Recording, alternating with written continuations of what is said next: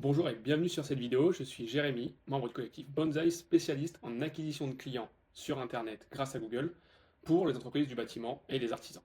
Aujourd'hui, on va voir un cas concret pour un plombier en région parisienne.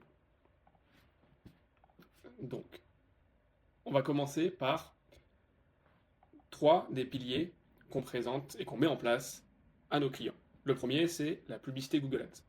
Ensuite, on va vous présenter la protection Google, ce qu'on appelle les Local Service Ads, qui sont liés aussi à votre fiche établissement Google My Business.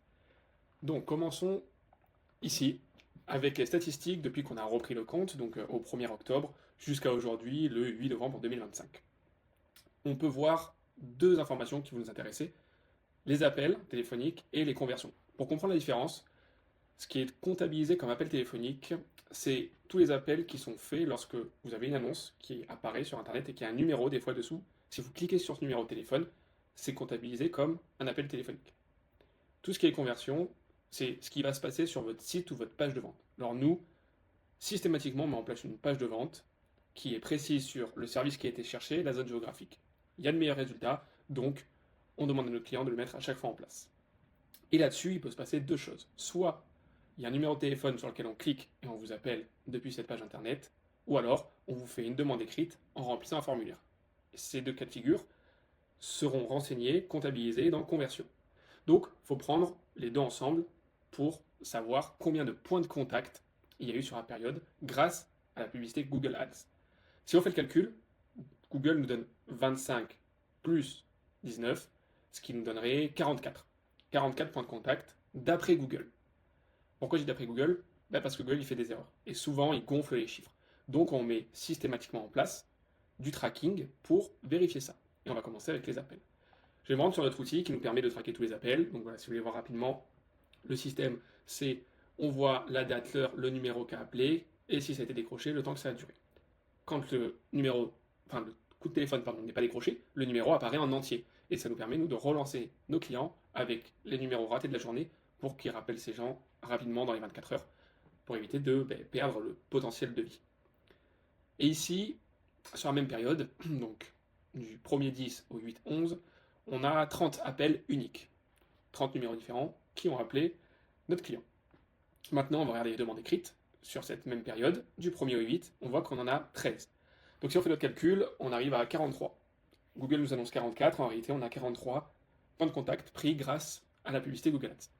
C'est intéressant, ça nous permet de voir qu'on a une petite marge d'erreur de seulement 2%, c'est pas grand chose, mais il y a des comptes des fois où on peut monter à 10%, 15%, et là ça devient problématique parce que si on se base que sur les chiffres de Google, on pense avoir un résultat qui en vrai est moins bon qu'en réalité. Pour notre client là, pas de souci, il y a peu d'écart. Donc on a officiellement 43 points de contact grâce au Google Ads sur ces 5 semaines pour notre client. Maintenant, on va regarder la protection Google, les Local Service Ads. Là, on a un cas particulier pour ce client-là. Il a reçu énormément de fausses demandes sur la partie message de la protection Google. Donc, on a réussi à faire en sorte qu'il soit remboursé, ce qui est normal, c'est notre métier. Quand il y a des fausses demandes, on fait une réclamation pour être remboursé et on a enlevé toute la partie message. Donc maintenant, on a réduit la protection Google, il diffuse moins pour recevoir des demandes plus qualitatives. Et sur la période là du mois, il en a eu 2, 3, 1, 2, 3, 4, 5. On voit ici, hop, 5 demandes écrites qui viennent se rajouter à la première 43. Donc ça nous en fait aujourd'hui 48. Et le dernier point qu'on va rajouter, c'est les appels qu'il a reçus depuis sa fiche Google My Business, qu'on optimise aussi. Alors là, on n'a que sur le mois d'octobre, on a une semaine en moins, mais c'est pas grave, et on vient rajouter 30 demandes. Donc on arrive à 78 points de contact pour notre client sur 5 semaines, avec un budget de 1630 euros. C'est un budget moyen, voire même moyen bas pour la zone géographique où il est et la concurrence qu'il a, mais ça lui a permis d'avoir plus de 70 points de contact en seulement 5 semaines avec 1600 euros de budget.